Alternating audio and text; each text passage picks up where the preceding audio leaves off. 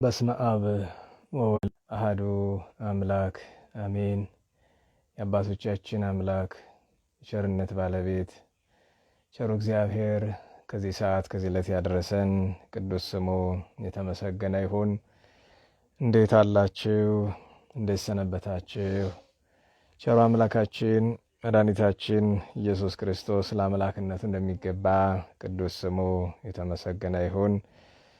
እንኳን አደረሳችሁ ትላለች ቅድስት ቤተ ክርስቲያን። እንኳን አደረሳችሁ፣ እንኳን አብሮ አደረሰን። የእመቤታችን የቅድስት ድንግል ማርያም የወላዲተ አምላክ የቅዱስ ዮሐንስ ወንጌላዊ የሌሎች ቅዱሳን እግዚአብሔር ያከበራቸው በሰማይ በምድር ያሉ የቅዱስ መስቀል የቅድስት ቤተ ክርስቲያን ስማቸው የከበረ የተመሰገነ ይሁን፣ የተመሰገነ ይሁን። በድጋሚ እንኳን አደረሳችሁ እላለሁ። እንግዲህ ዛሬ የወልደ ነጎድጓድ ወንጌላዊ ቅዱስ ዮሐንስ ዓመታዊ በዓል ነውና ምንም እንኳ ከዚህ በፊት በጉባኤ ተገኝታችሁ ለምትማሩ ወንድም እህቶቻችን ስለ ቅዱስ ዮሐንስ የተነጋገርነ ቢሆንም የዕለት በረከት ነውና ጥቂት ስለ ቅዱስ ዮሐንስ ወንጌላዊ ሰዓት ካለን ስለ ሌሎች ቅዱሳንም ጨምረን እንማራለን። ዛሬ ጥር 4 ቀን ነው። እግዚአብሔር ፈቅዶ ለዚህ ሰዓት ለዚህ ዕለት ካበቃን ዘንድ ጥቂት ነገሮችን እነጋገራለን። መሰረታዊ ጥያቄ ስለ ቅዱስ ዮሐንስ ወልደ ነጎድጓድ መናገር መተረክ ብቻ ሳይሆን ምናልባት ከሱ ልንወስደው የሚገባ ነገር ምንድን ነው? በዚህ ዘመን አስተማሪ በጣም ስለበዛ፣ ተናጋሪ፣ ጸሐፊ፣ ለጣፊ፣ አዋቂ፣ ታዋቂ ስለበዛ፣ በጣም ስለበዛ ከመጠን በላይ ምንድን ነው መፍትሄው? ምን ይሻላል ለማለትም ጭምር ነው። ዛሬ ከቅዱሳን ሁሉ የሚበልጠው ከእመቤታችን ቀጥሎ ከቅዱሳን ሁሉ የሚበልጠው ነቢያትንም በማዕረግ በጸጋ የሚበልጣቸው ሐዋርያትንም የሚበልጣቸው ሰማዕታትንም ጻድቃንንም ደናግልንም መነኮሳትንም ባሕታውያንንም ካህናትን ዲያቆናትን ጳጳሳትን ሊቃነ ጳጳሳትን እነዚህን ሁሉ የሚበልጣቸው ደገኛ ሐዋርያ ቅዱስ ዮሐንስ ነው። እርሱ ይቅርና በክብር በማዕረግ ከመላእክት ከሊቃነ መላእክት በላይ የሄደ ዮሐንስ ነው እና በአንድ ጎኑ የክብሩን የማዕረጉን ያክል በደንብ እየተከበረ ነው ብሎ ለመናገር ያስቸግራል። በእውነቱ ክብሩ ማዕረጉ ከፍተኛ ነው። የዚያኑ ያክል በሀገራችን በቤተክርስቲያናችን ስንት ደብር አለው? ስንት አድባራት ታንጸውለታል? ሊቃውንት በያሉበት ስፍራ ምን ያህል ስለሱ ያስተምራሉ?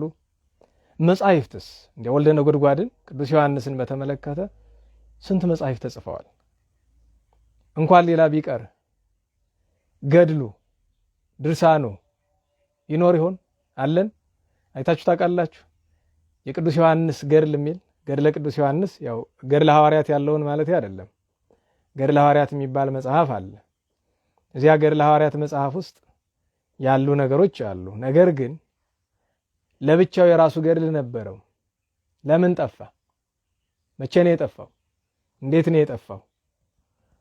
እና አንደኛው ነገር ይሄ ነው። ስለ ቅዱስ ዮሐንስ ወንጌላዊ ጥቂት መነጋገር ያስፈልገናል። ነገር ግን ተነጋግረን ብቻ ፋይዳ አይኖረውም።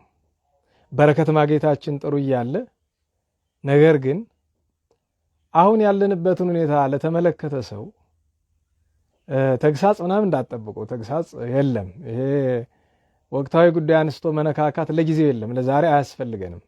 ነገር ግን በአጠቃላይ እያንዳንዳችን ሕይወታችንን መመልከት ይኖርብናል። ማለት ጊዜያችን ከባድ ነው። እንደ በሞቴ አንዳንድ ነገሮችን ለመናገር እኔ ይጨንቀኛል። እዚህ ያው ሞባይል ፊት ቁሜ መናገር ለኔ የራሱ ሀፍረት ነው። ምክንያቱም እዚህ ቁሜ ከምናገር እንዲያው የሐዋርያው ክብሩ ነው የዕለቱን በረከት ላለማጣት ካልሆነ በቀር ጊዜውም አይደለም። አሁን በእውነት ለማዘን በራስ ኃጢአት ለማዘን ስለ ሀገር ስለ ወገንም ከራስ አልፎ ለማዘን ጊዜው አሁን ነው በእውነቱ እና ትንሽ ያሳዝናል። አንዳንድ ነገሮች አሉ። ለሁሉም እስኪ መጀመሪያ ስለ ቅዱስ ዮሐንስ እንነጋገር። ብዙዎቻችን ቅዱስ ዮሐንስን ወይ እንደሚገባ እናከብረውም ለማክበር የምንሞክር ደግሞ የአከባበር መነሻውን እንስታለን። ቅዱስ ዮሐንስን ለማክበር መጀመሪያ ወልደ ነጎድጓድ ቅዱስ ዮሐንስን ያከበረው ማን ነው? የመረጠው ማን ነው? የጠራው ማን ነው? እሱን ማወቅ ያስፈልገናል።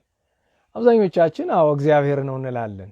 ጥሩ ነው። አዎ እግዚአብሔር ነው። ጌታችን ኢየሱስ ክርስቶስ ነው የጠራው፣ የመረጠው፣ ያከበረው እሱ ነው። ነገር ግን ጌታችን መድኃኒታችን ኢየሱስ ክርስቶስ ዮሐንስ ወንጌላዊን ሲጠራው፣ ሲመርጠው፣ ሲያከብረው፣ ሲቀድሰው ለዓለም የሚተርፍ ገናና የሆነ ስም ሲሰጠው ምን አይቶበት ነው? የመጀመሪያው ነገር ቸርነቱ ነው።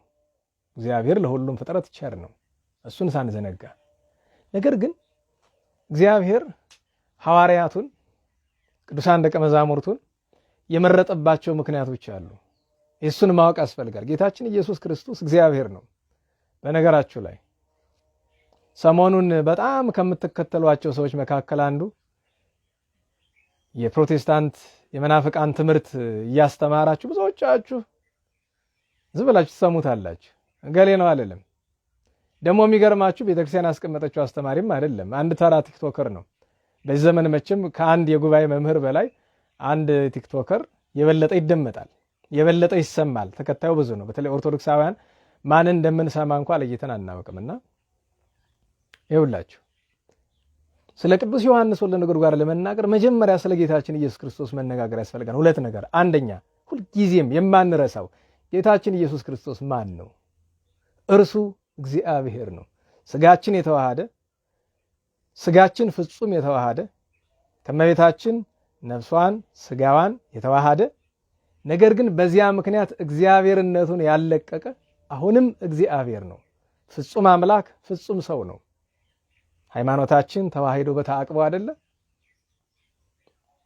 ስለዚህ ከሁለት አካል አንድ አካል ከሁለት ባህሪ አንድ ባህሪ የሆነ እግዚአብሔር ወልድ ነው። እርሱ አካላዊ ቃል ነው። ኢየሱስ ክርስቶስ እግዚአብሔር ነው። ለዚህ ምስክራችን ደግሞ ዮሐንስ ወልደ ነጎድጓድ ነው። አካላዊ ቃልን ቀዳሚሁ ቀዳማዊ ነው። ከእርሱ የሚቀድም መቅደሙ ከፍጥረት ነው። ከአብ ከመንፈስ ቅዱስ አይቀድምም። አብ መንፈስ ቅዱስም አይቀድሙትም። እግዚአብሔር አብ፣ እግዚአብሔር መንፈስ ቅዱስ፣ እግዚአብሔር ወልድን አይበልጡትም፣ አይቀድሙትም። እሱም አይበልጣቸውም፣ አይቀድማቸውም። ትክክል ነው። እሪና ይባላል።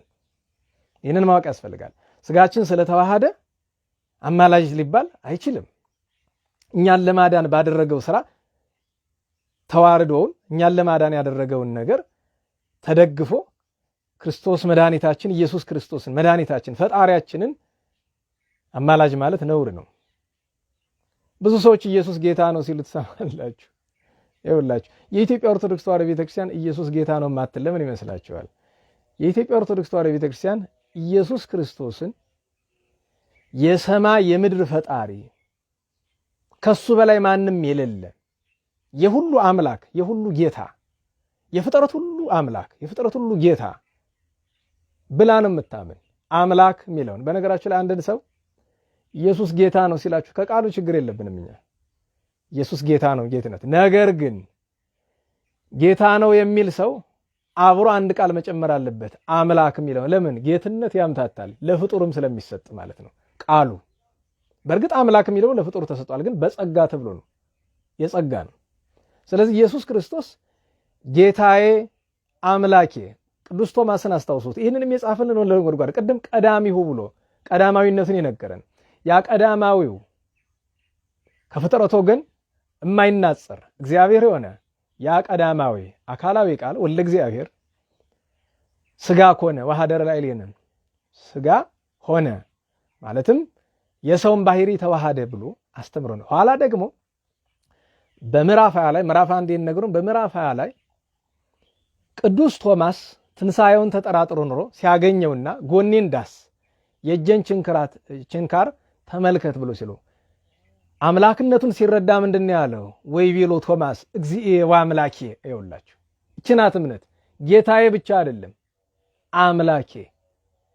እንዳትረሱ። ለምን ጌታ ነው ሲሏችሁ ምን ለማለት እንደፈለገ ይገባናል። ምክንያቱም ከእግዚአብሔር አብ ሎቱ ስብሐት ዝቅ አድርገው ያዩታል። አባቶቻችን ምሳሌ ምን ይሰጣሉ? አንድ ታላቅ ገናና ንጉሥ በሀገሩ ያሉ ድሆችን ለመጥቀም ብሎ ድሃ መስሎ ልብ በሉ ከፊታቸው ቢጎነበስ ንጉስነቱን ረስተው ረገጡት የሚባል ነገር ሰምታችሁ የምታውቁ ከሆነ ጥሩ፣ ካልሆነ ይሆን እየነገርኳችሁ ነው። ታላቅ ገናና ንጉሥ ምሳሌ ነው ይሄ። ያ ገናና ንጉሥ ዜጎቹ የሆኑትን ድሆቹን ለመታደግ ብሎ ከድህነት ከውርደት ለማውጣት ብሎ በትህትና ራሱን ድሃ አስመስሎ መጥቶ ከፊታቸው ቢጎነበስ ረገጡት እንደሚባለው ነው። የዚህ ዘመን አንዳንድ ሰው እንደዛ ነው፣ ረገጡት። ጌታችንንም እርሱ እግዚአብሔር ሲሆን እርሱ የሁሉ አምላክ ሲሆን የዮሐንስ ወልደ ነጎድጓድ አምላክ የቅዱሳን መላእክት አምላክ የነ ሚካኤል የነ ገብርኤል የነ ሩፋኤል ፈጣሪያቸው ጌታችን ኢየሱስ ክርስቶስ ነው፣ እግዚአብሔር ነው።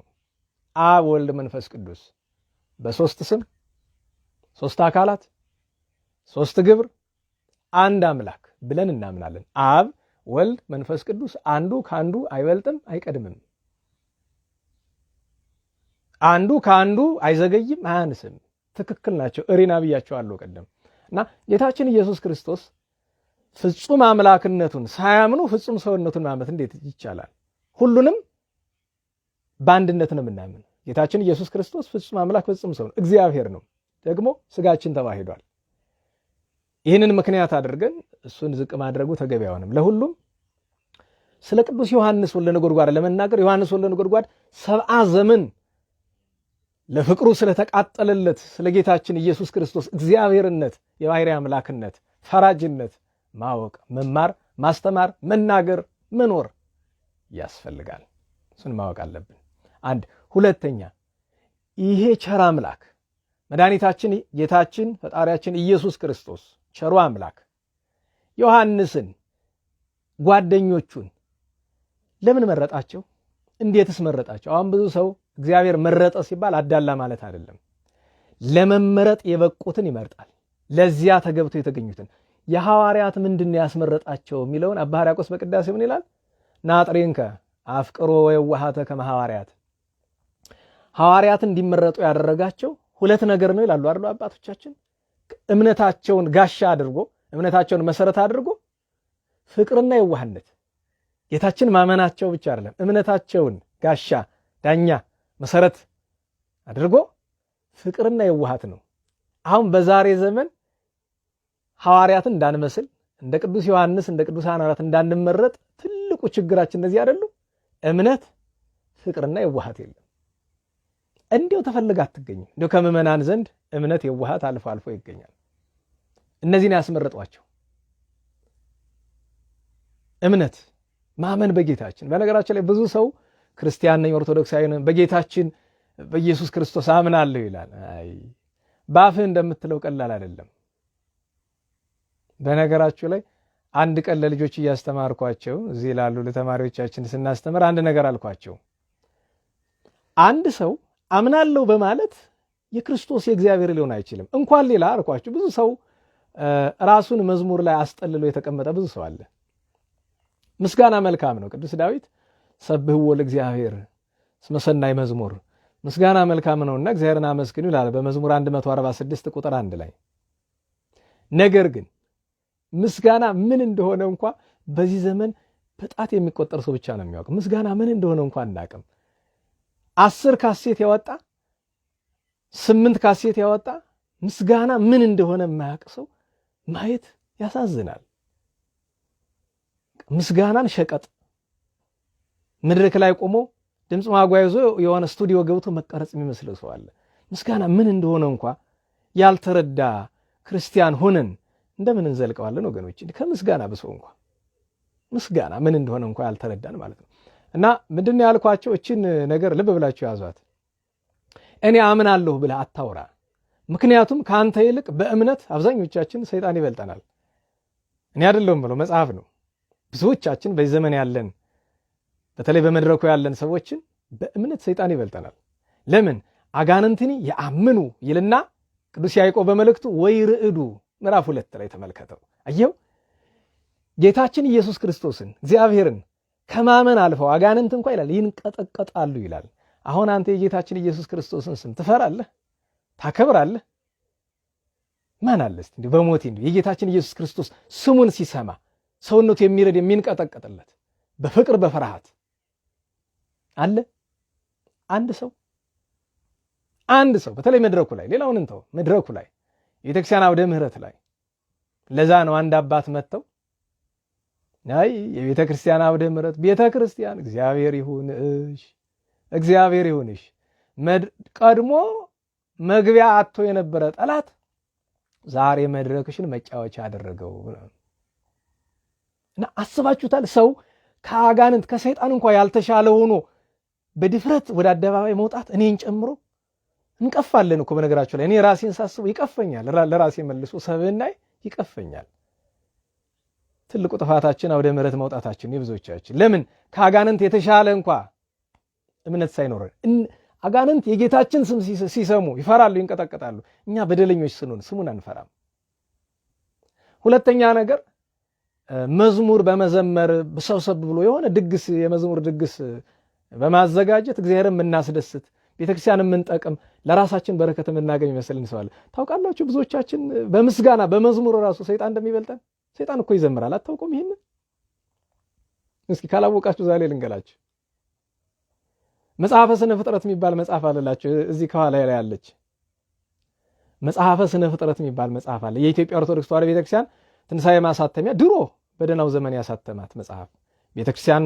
መጽሐፉ ቤተክርስቲያን የታወቀ ነው፣ በብራናም ያለ ነው። መጽሐፈ ስነ ፍጥረት የአክሲማሮስ ኢትዮጵያዊ መልኩ ማለት ነው። መጽሐፍ አክሲማሮስ ኢትዮጵያውያን አባቶቻችን ሊቃውንት ደጋጎቹ ያዘጋጁት ማለት ነው። እና መጽሐፈ ስነ ፍጥረት ላይ የ24 ሰዓቱን የምስጋና ሰዓት ሲናገር በምሽት 1 ሰዓት ላይ ይላል፣ ማታ 1 ሰዓት ላይ በዛቲ ሰዓት ያአኩትዎ አጋንንት ለእግዚአብሔር ይላል። አስባችሁታል? በዚያ ሰዓት አጋንንት ለእግዚአብሔር ይዘምራሉ፣ ያመሰግኑታል። ምን ብለው? ያለ ጊዜያችን አታጥፋን፣ እስካሁን ስላላጠፋን ክበር ተመስገን ይላሉ አጋንንት። እና በመዘመር ክርስቲያን የምትሆን የሚመስል ሰው ካለ ይኸው አጋንንት በመዘመር ከአንተ የተሻሉ ናቸው። ሁልጊዜ ማታ 1 ሰዓት ይዘምራሉ፣ ያመሰግናሉ ፈጣሪያቸውን። ያውቃሉ እኮ እነሱ ፈጣሪያቸውን፣ ይፈራሉ፣ ያምናሉ፣ ይንቀጠቀጣሉ። ነገር ግን ምንድን የሌላቸው ከተባለ ፍቅር የላቸውም፣ ትትና የላቸውም፣ ቅድስና የላቸውም፣ ንጽህና የላቸውም፣ ምግባር ትሩፋት የላቸውም። ይህ እኮ ነው ጉድለታቸው። አጋንንት ማወቅ አለብህ እንጂ እግዚአብሔርነቱ፣ አምላክነቱ፣ ፈጣሪነቱ፣ ኃያልነቱ ጌታችን ኢየሱስ ክርስቶስ እግዚአብሔርነት ለአጋንንት ይጠፋቸዋል ይመስልሃል? አይጠፋቸውም። እና አንዳንዴ ከሰይጣን እንኳን ሳንሻል እንዴት እንዲያለ የድፍረት ስራ ውስጥ እንደምንገባ ይገርመኛል። ይህንን ያልኩበት ምክንያት ቅዱሳን ሐዋርያት ጌታችን የመረጣቸው አድልቶ አይደለም፣ አዳልቶ አይደለም። እንዲያ ሆነው ተገብተው ልክ እመቤታችንን ምን ይላል በማክሰኞ ውዳሴ ማርያም ላይ እስመ እግዚአብሔር ጌታ መርጧታል። ቢመርጣትማ ምን ድንቅ ነው፣ እንድትመረጡና ተገኝታለች ሲል ነው እንጂ ይላል። አያችሁ እመቤታችን የምናከብራት ጌታ መረጣት የምንል እንድትመረጥ ሆና በንጽህና በቅድስና በድንግልና ገናና በሆነ መልካም ሰብዕና ስለተገኘች ነው። ሐዋርያትም እንደዛ ናቸው። የዋህነትን፣ እምነትን፣ ፍቅርን ገንዘብ አድርገው ስለተገኙ ጌታችን መረጣቸው። ሌላኛው የሚመጣው ጥያቄ ደግሞ ከሐዋርያት ይልቅ ደግሞ የበለጠ ዮሐንስን ለምን መረጠው ነው። ለምን? ፍቁረ እግዚእ የጌታ ወዳጅ ተብሏል። ወዳጅም ሐዋርያት ሁሉ ወዳጅ አይደሉ፣ ግን የበለጠ ወዳጅ ደግሞ ዮሐንስ ወንጌላዊ ነው። ለምንድን ነው ዮሐንስ ወልደ ነጎድጓድ ከሁሉ የተለየ የሆነ? ቅድም መግቢያ ላይ ነግሬያቸዋለሁ። ከነቢያትም ከሐዋርያትም ከጻድቃንም ከሰማዕታትም ከደናግልም ከመነኮሳትም ከሁሉም ቅዱሳን ከመቤታችን በቀር ከሁሉ ቅዱሳን ይበልጣል። ለምን? የሐዋርያት አለቃቸው ቅዱስ ጴጥሮስ ነው። የመጀመሪያው ሐዋርያ ቅዱስ እንድርያስ ነው። ዮሐንስ ለምን በለጠ? ለምንድን ነው ከሌሎቹ የተለየ? ቅዱስ ዮሐንስ ወንጌላዊ ለምን ተመረጠ? ቅድም ብያቸዋለሁ። ምንድን ነው ዛሬ እንድንወስደው የተፈለገው መልክ? ስለ ቅዱስ ዮሐንስ ወልደ ነጎድጓድ ክብሩን መናገር ዋናው ነገራችን ሆኖ ግን እግረ መንገዱን ሌላ ነገር ያስፈልገናል። እኛ ከቅዱስ ዮሐንስ ሕይወት ካልተማርን ታሪኩን መተረኩ ብቻው ምን ይጠቅመናል? ምን ይረባናል? ወገኖች እስኪ ዘመናችን ተመልከቱት። ቅዱሳን እንዴት እንደሚያዝኑ በምን ቋንቋ እንነጋገር ይሆን? እግዚአብሔር ምን ያህል እንደሚያዝንብን፣ እመቤታችን ምን ያህል እንዳዘነች እንዴት ብለን እንግባባ? እንዴት አድርገን እናስረዳ? ወገኖቼ በምን ቋንቋ በምን አማርኛ ወይ በየት ሀገር ቋንቋ ብንነጋገር ይሆን በደላችን የሚገባን? ከእግዚአብሔር እንደተለየን በምን ቋንቋ ብንነጋገር ይገባናል? እያደረግናቸው ያልናቸው አብዛኞቹ ነገሮች እግዚአብሔር እንደማይቀበላቸው መዝሙር በለው ጉባኤ በለው ስብከት በለው ምናልባት አንዳንድ የቤተ ክርስቲያን ውስጥ አገልግሎትንም እግዚአብሔር አልቀበል እያለ እንደሄደ አላስደስተው እያለ እንደሄደ በምን ቋንቋ ተነጋግረን እንግባባ ወገኖቻችን? በቅዱስ ዮሐንስ በቅዱሳን ሐዋርያት በቅዱሳን አበው ደስ የተሰኘ እግዚአብሔር ለምንድን ነው በእኛ ደስ መሰኘት ያልፈለገው? እነሱ የሰሩትን እኛ ለምንድን ነው የማንሰራው? ለምንድን ነው ያልሞከርነው ነው? ይህንን ጥያቄ ለመመለስ ስለ ቅዱስ ዮሐንስ ማወቅ ያስፈልጋል። ቅዱስ ዮሐንስ አባቱ ዘብዴዎስ እናቱ ማርያም ባውፍልያ ይባላሉ። በአንዳንድ ትውፊት ሰሎሜ ይለዋታል። ወለዱት። እግዚአብሔር ፈቅዶ ሰጣቸው ልጅ ዮሐንስ አሉት። ከሱ ትልቅ ወንድም አለው ያዕቆብ የሚባል። ለአካለ መጠን ሲያደርስ ኦሪቱን ነቢያቱን ብሉዩን እንዲማር ወደ መምህር ሰጡት። ተማረ። ትምህርቱን ሲፈጽም በዚያ ወራት መጥምቁ ዮሐንስ መጣ። መጥምቁ ቅዱስ ዮሐንስ ከበረሃ መጥቶ በፈለገ ዮርዳኖስ ሲሰብክ ሲያስተምር የቃሉን ትምህርት የሰውነቱን በጎ ሥራ ዮሐንስ ተመለከተና ተከተለው። ዮሐንስ ወልደ ነጎድጓድ ዮሐንስ መጥምቁን ተከተለው። ልብ በሉ፣ አንድ ማስታወሻ ልስጣችሁ። ዮሐንስ በሚባል ስም የሚጠሩ ቅዱሳን ከ100 በላይ ናቸው። እኛ እንኳ የምናውቃቸው 100 በላይ ናቸው። እንዳታምታቱት። መጥምቁ ዮሐንስ ሌላ፣ ወልደ ነጎድጓድ ዮሐንስ ሌላ፣ አፈወርቅ ዮሐንስ ሌላ፣ ማርቆስ ዮሐንስ ሌላ፣ አበምኔት ዮሐንስ ሌላ፣ ብፁዕ ዮሐንስ ሌላ፣ ሐጺር ዮሐንስ ሌላ እያላችሁ ብትቆጥሩት ከ100 በላይ ቅዱሳን ናቸው። ግን መለያችን ምንድነው? ወንጌላዊ ካልነ ዮሐንስ ወንጌላዊ የሚባል ወልደ ነጎድጓድ የሚባል እሱ ብቻ ነው። ስለዚህ ወልደ ነጎድጓድ ዮሐንስ መጥምቁ ዮሐንስን ተከተለው። ተማሪ ሆነ፣ ደቀ መዝሙር ሆነ። 6 ወር ከሱ ተማረ። ጌታችን ከመጥምቁ ዮሐንስ ለመጠመቅ ሲመጣ በዚያ ስፍራ ማን ነበረ? ወልደ ነጎድጓድ ዮሐንስ ነበረ። ከማን ጋር? ከጓደኛው እንድርያስ፣ ከነ እስጢፋኖስ፣ ከነ አካውህ ከሌሎች ጋር ነበረ። ጌታችን ሲጠመቅ የተደረገውን ነገር ተመለከቱ እነ ዮሐንስ ወልደ ነጎድጓድ። መጥምቁ ዮሐንስ የሰጠውን ምስክርነት ሰሙ። በዚያ እየተደነቁ ሳለ ጌታችን ወጥቶ የት እንደሄደ ሊያገኙት አልቻሉም። ምክንያቱም 40 መዓልት 40 ሌሊት ገዳመ ቆሮንቶስ ሂዶ ስለነበረ። ሲመለስ ግን ጌታችን ዮሐንስና እንድርያስን ስለፈለጋቸው በፈለገ ዮርዳኖስ አልፎ መጣ። ማን ባለበት? መጥምቁ ዮሐንስ ወልደ ነጎድጓድ ዮሐንስ እና እንድርያስ ከቆሙበት ስፍራ በዛ አልፎ ሰላምታ ሰጥቷቸው ባርኮ ዮሐንስ መጥምቁን አልፎ ሄደ። ያን ጊዜ ዮሐንስ መጥምቁ መንፈስ ቅዱስ አለብቶ ማበቱ ነው ያለው ያለው ወጥቶ አንድ ያለ ተሳይ ያለው ይኸው ያለ ምናቀት ነው አዋጅ ሲናገር አሃ ይሄንንም ማያለን እኔን ተታችሁ እሱን ተከተሉ ይችላል ነው ብለው መጥምቁ ዮሐንስን ትተው ወልደ ነጎድጓድ ዮሐንስና እንድርያስ ጌታችንን ተከተሉት። ሲከተሉት ከኋላ ዘወር ብሎ ጌታችን ምን ተታስሱ የምትከተሉኝ ምን ፈልጋችሁ ነው አላቸው። ጥያቄ ጠየቁት። ረቢ አሉት። መምህር አይቴ ተሃድር ወዴት ታድራለህ አሉት። እሷ ናት እንግዲህ እቺን ቃል ልብ በሏት። ወዴት ታድራለህ አሉት። ይሄንን አባቶቻችን ብዙ ሀተታ ሰጥተውበት የእግዚአብሔር ማደሪያ ወዴት ነው? እግዚአብሔር የሚያድር የት ነው? በነገራቸው ላይ የእግዚአብሔር ማደሪያ የሰው ልጅ ነበር አይደል? አባቶቻችን ምን አሉ? የእግዚአብሔር ማደሪያ በመጽሐፈ መነኮሳትም በድርሳናትም ውስጥ ኃይለ ቃል አለ። የእግዚአብሔር ማደሪያ የሰው ልብ ነው። እኛን ነው ማደሪያ እንድንሆን። በተለይ ክርስቲያኖችን የክርስቶስ የእግዚአብሔር ማደሪያዎች ነው የምንባል። ነገር ግን ለማደሪያነት ማንመች ሆናል። እንግዲህ ድሆች ካላችሁ ሀብታሞች ላታውቁት ትችላላችሁ። ቤት ውስጥ ትገቡና ፍራሽ የለው፣ ብርድ ልብስ የለው፣ አንሶላ የለው፣ ምንም ነገር የለውና እንደዚህ ጦር የሆነ ደንጋይ ያለበት የተሳለ ሻፎ ድንጋይ ካለበት ስፍራ ላይ ተኙ ቢሏችሁ እንደሚሰማችሁ ስሜት ነው። እግዚአብሔር በእኛ ላይ ለማደር የማይችለው ሰውነታችን የዚያን ያክል ሻፎ ድንጋይ ሆኗል።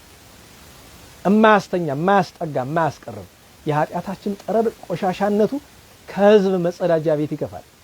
የህዝብ መጸዳጃ ቤት እንደው ያንዳንዱ እንደናደናውን ትታችሁ ወደ ክፍለ ሀገር ስትመጡ በ10 እና በ20 ሜትር እንኳን ልትገቡበት አልፋችሁ አትሄዱ። ከቆሻሻው የጠረን ክፋት እኛም ከኃጢአታችን የኃጢአታችን ጠረን ክፋቱ ደግሞ የሚገርመው ነገር ልክ ህፃን ልጅ ልብ የሌለው ህፃን ልጅ ቆሻሻ ቢያገኝ ሰገራ ነገር ቢያገኝ በእጁ እያነሳ እንደሚቀባባ ራሱን እኛ ደግሞ ኃጢአታችን እንደ ጌጥ እንቆጥረዋለን። እየበደል ያንን በደላችን ቆሻሻችን ይዘን አውደ ምሕረት እንወጣለን። ፌስቡክ ላይ ወጥተን ልክ አሁን እንደማደርገው እንስበክ፣ እናስተምር፣ እናወራ እንላለን። ይቀፋል። ቅድም ነግሬያችኋለሁ። እኛ እንቀፋለን። በዚህ ዘመን ያለን አብዛኞቻችን ኦርቶዶክሳውያን በተለይ መድረክ ላይ ቆምነው ሰብናችን ይቀፋል። እንኳን ለእግዚአብሔር ለአንድ እውነተኛ ሰው ሲመለከተን የኔ ሰብና እኔን የሚመስሉ ብዙ ወንድሞች ሰብና ይቀፋል። ቀፋፊ ሰብና ነው ያለው። በጣም የሚቀፍ ቆሻሻ የሆነ ልቡና ኃጢአት መስራታችን አይደለም የሚያስገርመው እኮ ኃጢአታችን እንደ ጽድቅ እንደ ቅድስና ምን ቆጥር ሰዎች ይሆናል። እና የእግዚአብሔር ማደሪያ የተባለ የሰው ልብ ነበረ። የሰው ልብ ግን እግዚአብሔር የሚያድርበት መቼ ነው? ማይደር ውስጥ ለእግዚአብሔር ትህትና ይእቲ የእግዚአብሔር ማደሪያ ትሁት ልቡና ነው። ልቡናችን ትሁት ሲሆን ትሁት መሆን ምን ማለት ነው? መጀመሪያ እኮ ኃጢአትን በደለኛነትን ማወቅ ነው። እንኳን ከማይገባን ስፍራ ከሚገባን ስፍራ መውረድ ነው። መድረኩ እንኳን የሚገባን ቢሆን እንኳን አይገባንም ብለን መውረድ ነው። ለዛ ነው እንቀፋለን ብላችሁ። የእግዚአብሔር ማደሪያ ትሁት ልቦና ነች። ትሁት ልቦና የእግዚአብሔር ማደሪያው የተባሉ ኪሩቤል አሉ፣ ዙፋኑ አለ፣ ሰማያት አሉ። የእግዚአብሔር ማደሪያ ቤተክርስቲያን አለች። ከሁሉ በላይ ግን የእግዚአብሔር ማደሪያ የተባለች እግዝእትነ ማርያም ናት። 9 ወር ከ5 ቀን ምንድነው ያለ ጌታ? ወአብደራ ከመ ትኩኖ ማሂደሮ ማደሪያው ተሆን ዘንድ መረጣት ከፍጥረት ሁሉ ብሏል። ማደሪያ እና የታድራላል። ለጊዜው ኤሊዮን የምትባል ዋሻ ደብረ ዘይት ውስጥ አሳያቸው። ለፍጻሜው ግን ከማደሪያው አድርሷቸዋል። እንግዲህ ዮሐንስ ወልደ ነጎድጓድ ጌታችን እንዲህ ተከተለ። ቀጥሎ ለረጅም ጊዜ ለ3 ዓመት ከ3 ወር ጌታችን ከዋለበት እየዋለ ካደረበት እያደረ ተማረ። አሁን የጠየቅነው ጥያቄ ምንድን ነው? ዮሐንስ ወልደ ነጎድጓድን ለምን ከሌሎቹ ለይቶ መረጠ? እኔ አንድ ሰባኪ እገሌ ያላችሁም እዛ መሀል ሀገር ያለ አንድ ሰባኪ እንዲህ አለ። በወንጌል ላይ የተጠቀሰ ጥቅስ መጣና በማቴዎስ ወንጌል የተጠቀሰ ጥቅስ መጣና ያዕቆብና ዮሐንስ ወንድማማቾች አይደሉ? የዘብዴዎስ ልጆች ደቂቀ ምስጢር የሚላቸው መጽሐፍ በሰማሪያ በተደረገው ነገር እሳት ወርዳ እንድትበላቸው ጠየቁ። የኛ መምህራን ለፍቅሩ መቅናታቸውን ሲናገሩ ቀጥሎ ጌታችን ምን አይነት መንፈስ እንደተቀበላችሁ አታውቁም ብሎ የተናገሩ ይዞ አዎ ተግሳጹ ያስፈልጋል።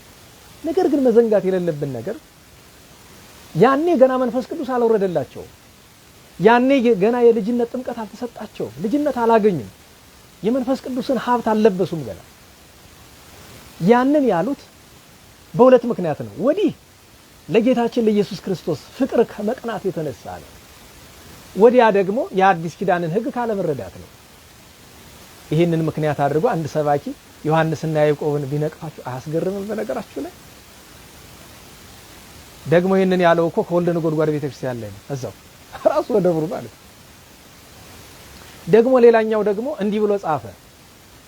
አሁንም በዚያው በወንጌል ማቴዎስ ላይ ያዕቆብና ዮሐንስ እናታቸውን ላኳት። በአንዳንድ አንቀጽ እና ራሳቸውም ይላል በመንግስት ጊዜ አንዳችን በቀኝ አንዳችን በግራ እንቀመጥ ብለው ለመኑት። የምትለምኑትን አታውቁም አላቸው። እኔ የምጠጣውን ጽዋ ልትጠጡ እኔ የምጠመቀውን ጥምቀት ልትጠመቁ ትችላላችሁ ወይ ማለቱ እኔ እሰቀላለሁ ሞታለሁ መከራ እቀበላለሁ ልትቀበሉ ትችላላችሁ ወይ ሲላቸው አዎ አሉት። ለምን? ለፍቅሩ ይሳሳሉና።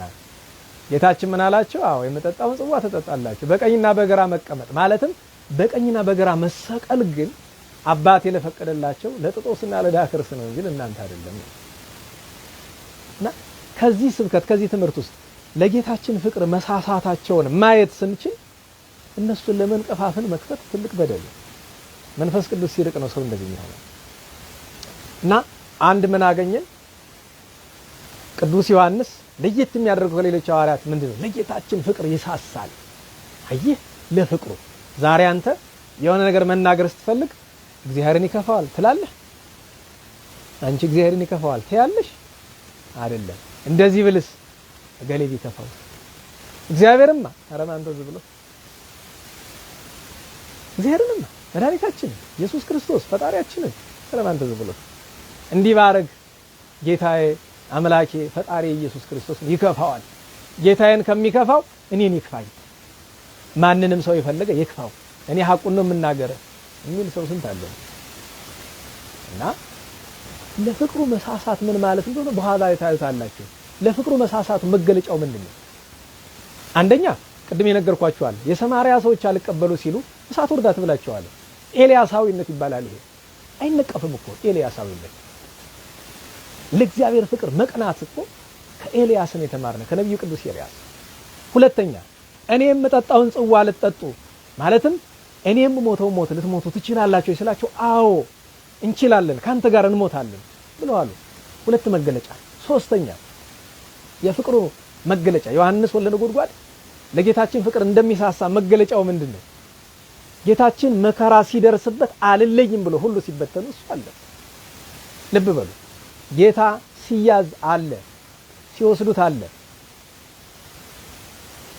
ራሱን በዘንግ ሲመቱት አለ፣ ሲያስሩት አለ፣ ሲጎትቱት አለ፣ ሲገርፉት አለ፣ 13 ሕማማት ሲቀበል አለ፣ መስቀል ተሸክሞ ሲሄድ አብሮት አለ፣ ሲሰቀል አለ፣ ከእናቱ ከድንግል ከመቤታችን ጋር አለ፣ ከመድኃኔዓለም እናት ጋር።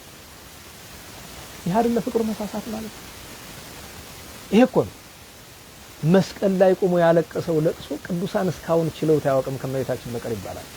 የዮሐንስን ለቅሶ ሞክረውታል ቅዱሳን ከማዕረጉ ስለ ጌታ ፍቅር በማልቀስ መስቀል ላይ ቆሞ በመስቀሉ በስተግራ እመቤታችን በስተቀኝ ዮሐንስ ወልደ ነጎድጓድ በስተግራ ቆሞ ያለቀሰውን የለቅሶ ደረጃ ማዕረግ እስካሁን ከቅዱሳን ወገን ከሐዋርያትም ከጻድቃን ከሰማዕታት የደረሰባት የለም። እና በአርሳኒ 60 ዓመት አልቅሰው ከዮሐንስ ወልደ ነጎድጓድ እንባ ማዕረግ አልደረሰም። ለምን? የዮሐንስ እንባን የገታው ሞት ብቻ ነው። 70 ዘመን አለቀሰ። ከዚህ በላይ ለፍቅር መሳሳት ምን አለው ወገኔ? ወንድሜ እስኪ ልብ በል። አንድ ቀን ሰባኪም ከሆንክ ሰባኪነትን እርሳው፣ ዘማሪም ከሆንክ እርሳው። እዚህ ፌስቡክ ያለሽ አንተም ብትሆን ዲያቆን ትሆን ምን ልትሆን ትችላለህ? እርሳው። እስኪ አንድ ቀን ስለ ክርስቶስ ብለህ አልቅስ። እስኪ እንደው በሞቴ ካሜራ ላይ ሆኖ ነው እንጂ እናልቅስ። ዳጋ እንደው ሰዓት ቀጠሮ ይዘን ሌሊት ተነስተን 6 ወይ 9 ሰዓት ላይ ተነስተን እስኪ እናልቅስ። ለጌታ ሐማት እናልቅስ፣ ልባችንን እናፈስስ። በሞቴ እስኪ አንድ ቀን ለአንድ ቀን እስኪ የክርስቶስን ፍቅር እናስብ። ለአንድ ቀን እስኪ በመስቀል ላይ ያደረገውን ዋጋ ቅዱስ ዮሐንስም ለ30 ዓመት እንባ ለ20 ዓመት እይ ለቀሪው 20 ዓመት ደም ያስነባው አይኑ እኮ አስባችሁታል? እንባው አልቆ ከአይኑ እጅ ጠብ ጠብ ሲል እጅ ማለት ታውቃላችሁ? ቁስል የሚወጣው ነው። ቁስል ሲያመረቅዝ የሚወጣው ፈሳሽ ነው እጅ ማለት። መጨረሻ ደም እኮ ከአይኑ ፈሷል። 70 ዘመን ዛሬ እኔ አንተ ስንገለፍጥ ነው ምን ነው አይደል? መድረክ ላይ ቆመን እንኳን እንገለፍጣለን፣ ሰው እናስቃለን። ዮሐንስ ወልደ ነጎድጓድ ጌታ ከተሰቀለባት ሰዓት ጀምሮ ለድፍን 70 ዘመን ስቆ አያውቅ። ቁጹረ ገጽ የሚባልበት ምክንያት ቆስለ ሰው የጌታ ሕማማት ካልገባው እንዴት ክርስቲያን መሆን ይችላል? በነገራችን ላይ ዘበተኞች የሆነ አገልግሎታችን በገንዘብ የለወጠን በዝና የለወጥን ቤተክርስቲያንን በቆማ ያዋረድናት ክርስቶስ መድኃኒታችን ጌታችን ኢየሱስ ክርስቶስ በመስቀል ላይ ምን እንደከፈለ ስላልገባን ነው። ከተውም አልገባን። አስቀይማለሁ እንጂ ያልገባን ሰባኪንን ምእመንን ዘማሪንን ምንል ብቻ አይደለም። ያልገባን ከዛም በላይ ያለን አልገባን። ማህሌት እየቆምነ የክርስቶስ ፍቅር አልገባን። እኔ ከአቋቋም መምህራን ጋር ሁሉ ጊዜ እወያያለሁ፣ ሁሉ ጊዜ ወቅሳቸዋለሁ። ይህንን ያክል መከራ እየተቀበላችሁ ቆማችሁ እያደራችሁ እንዴት ለደቂቃ የክርስቶስን ፍቅር ማሰብ እንደሚያቀታችሁ ግራ ይገባኛል። ሁሉን አይደለም የሚመለከታቸው እንጂ እውነተኞቹም እኮ እያለቀሱ ነው የሚቆሙት። እያለቀሱ እንባቸው እየወረደ የሚቆሙ ማህሌት አሉ አባቶቻችን መምህራን። ይሄ ወጣቱ ግን ዜማውን ብቻ በደንብ ያጠናና ስለ ክርስቶስ ሕማም እያዜመ እየጸነጸለ የሚገለፍጥ አለ የሚስቅ ማህሌት ላይ ቆሞ ማለት ነው። ዲያቆናት ቅዳሴ ላይ አስቡት የቅዱስ ዮሐንስ አፈወርቅን ቅዳሴ እየቀደሰ አልቅሱ የሚል እየተናገረ ትዝ አይለውም ጨርሶ። እና በሞቴ አንድ ጥያቄ ልጠይቃችሁ ለሁላችንም ይሄን ለምትመለከቱ ሁሉ አንድ ጥያቄ አለ። አንድም ሰው ሆኖ እኔ በነገራችን ላይ ሰው እያየው ይሁን አይሁን አላውቅም እኮ ዝም የምለፈልፍ እዚህ አይነግረኝም። ግን እስኪ ጥያቄ ልጠይቃችሁ እንደ በሞቴ በሌላ ነገር አላችሁ እንደ በሞቴ የፍርድ ቀን አለ ወይስ የለም? ያቺ የተባረካችሁ የአባቴ ቡሩካን ኑ ወደኔ እናንተ የተረገማችሁ የዲያብሎስ ሰራዊት ሂዱ ወደዛ ምትል አለች የለች? ገሃነመ እሳት አለ የለም? እና ስታስቡት አሁን እያደረግን ባለነው ባውን አካሄዳችን ከቅዱሳን ከተማ መንገባ ይመስላችኋል? ገሃነመ እሳት አንፈራም? ኧረ ተው። ክርስቶስ ፍቅር ባይገባን ፍርዱ እንዴት አይገባን? የመድኃኒታችን እንዴት ፍርዱ አይገባንም ወገኖች? እንዴት የቅዱስ ዮሐንስ ወልደ ነጎድጓድን መምሰል ቅዱሳንን መምሰል ሊያቀ ስለ ኃጢአት ማልቀስ አሁን ቀደም ስለ ክርስቶስ ፍቅር ኑና አልቅስ እስቲ እንደው ቀጠሮ ይዘነ ካሜራ ፊት አይሆንም። በያለንበት ሆነን ግን ወገባችን ታጥቀን ባጭር ታጥቀን ጫማ አውልቀን ከመድኃኒታችን ከጌታችን ከኢየሱስ ክርስቶስ ፍቅር ከፊቱ ቆመን እስቲ ወዮ እንበል፣ እስቲ እንበል። ወዮታ እናቀርብ እስቲ ወደ እግዚአብሔር ስለ ኃጢአታችን እናልቀስ። እንደው በሞት የረንደው ባካችሁ ኧረ ተው ግድ የለም። እና ቅዱስ ዮሐንስ ወንጌላዊ ለጌታችን ፍቅር መሳሳቱ ይሄ ነው መገለጫ። እኔ ስለ ቅዱስ ዮሐንስ ያስመረጠው ሌላ ዝርዝር ውስጥ አልገባም። በቃ ይሄ በቃላ ለፍቅር መሳሳት ለጌታችን ፍቅር ለስሙ ለክብሩ ለአምላክነቱ ለጌትነቱ ለገናናነቱ እንገዛ። ጥቂት ፍቅሩን እንለምነው እና በእውነቱ ዮሐንስ ወንጌላዊ ምን ልል ይችላል? አሁን ስለ ቅዱስ ዮሐንስ ወንጌላዊ እስካሁን ድረስ እየተነጋገርነው ነገር አጭር መግቢያ ነው እንጂ እንነጋገር ከተባለ አይዘለቅም። እንዲያው እግዚአብሔር ቢፈቅድ በኋላ ወይ በጉባኤ ደግሞ ካልሆነ በቀር አልዘልቀውም። በእኔ ደካማ አይምሮ የቅዱስ ዮሐንስ ወልደ ነጎድጓድን ስሙን ለመጥራት እንኳን አይቻልም። ክብሩ እኔ በቤተክርስቲያን ታሪክ ውስጥ አስደናቂ ከሆኑ ታሪኮች መካከል አንደኛው ችን ብቻ ነግሬያችሁ ላብቃ። ይበቃኛል፣ ከዚህ በላይ አቅም አይችልም። በጣም ያስደንቅ አንድ ነገር ልንገራችሁ። አንዳንዶቻችሁ በጆሮ ጠገብ ታውቁት ይሆናል። ከቅዱስ ዮሐንስ ወልደ ነጎድጓድ ፊት እንኳን ምድራውያን ጻድቃን ግሩማን መላእክት ይፈሩታል። የማከበር ማዕረጉ ትንሽ ብለህ በታሪክ ሰምታችሁ ይሆናል። በቤተክርስቲያን ታሪክ ከመላእክት እንኳን ተሰውሮ ያውቃል። ከብቃት ማዕረግ የተነሳ ሰው የሚበቃ መላእክትን ለመምሰል ነው። እሱ ግን ከዚያ መልፍ ብሏል። መላእክት እንኳን ሊያዩት እስካይቻላቸው ደረጃ ደርሰዋል። አባቶቻችን ምን ይላሉ? እግዚአብሔር የሰው ልጅን እንዴት እንደሚያከብረው ለማየት መጀመሪያ እመቤታችንን ማሰብ ነው። ቀጥሎ ዮሐንስ ወልደ ነጎድጓድን ይላሉ። አስባችሁታል? መላእክት እንኳን እሱን ለማየት ያለበት ስፍራ እስኪጠፋቸው ድረስ ተሰውሮባቸው ማለት ነው።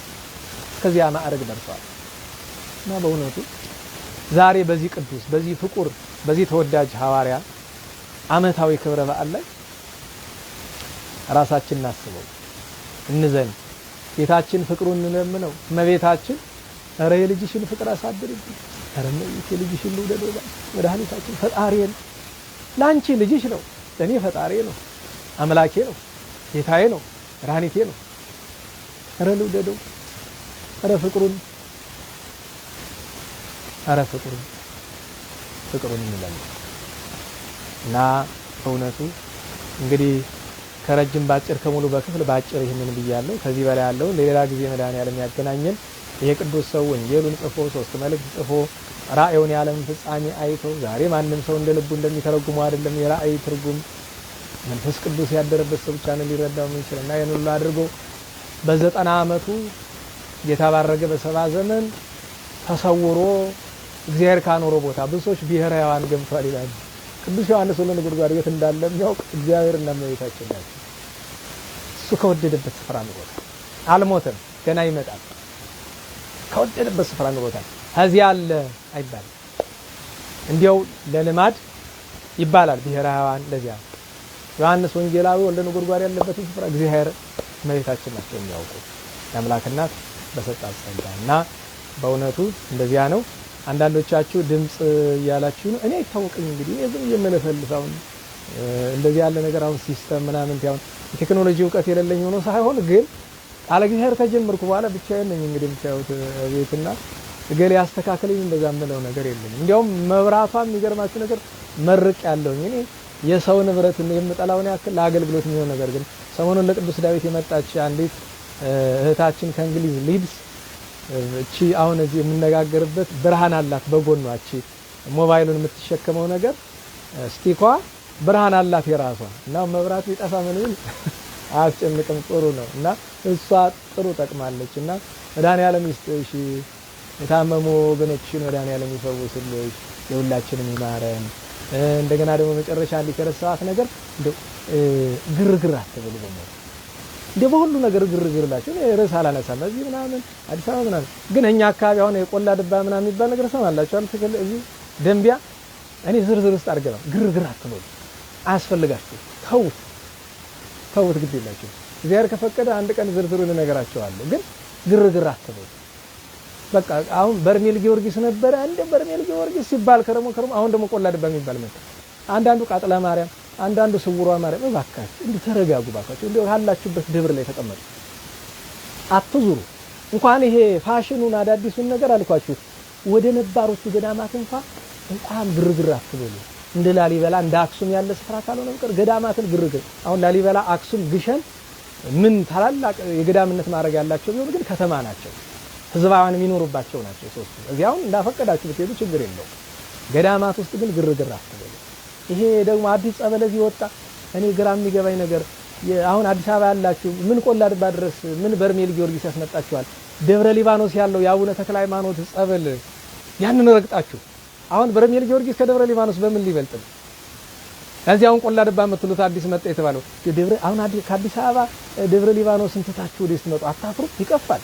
ደግሞ ከመጣችሁ ጎንደ ተክለ ሃይማኖት ሂዱ፣ ጩጂ ማርያም ሂዱ፣ ደብረ ሞጂና ሂዱ፣ ዋልድባ ሂዱ እንጂ ይሄ ፋሽን ጥሩ አይደለም።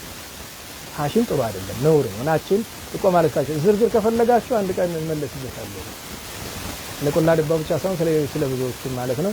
የእግዚአብሔር ቸርነቱ የእመቤታችን ጣዕመ ፍቅሯ የቅዱሳን በረከት በሁላችን ላይ ይደረብን። የሰማነውን በዝነ ልቦናችን ያሳድርልን። የወልደ ነጎድጓድን ጸጋውን ሀብቱን ያሳድርልን በእኛ ላይ በአማላጅነቱ አንዲቱን ቤተክርስቲያን በሰላም ይጠብቅልን። ምእመናንን ሀገራችንን እያለንበት ሁላችንን ይጠብቀን። ስብሐት ለእግዚአብሔር ልዑል ወለወላዲቱ ድንግል ወለመስቀሉ ክቡር።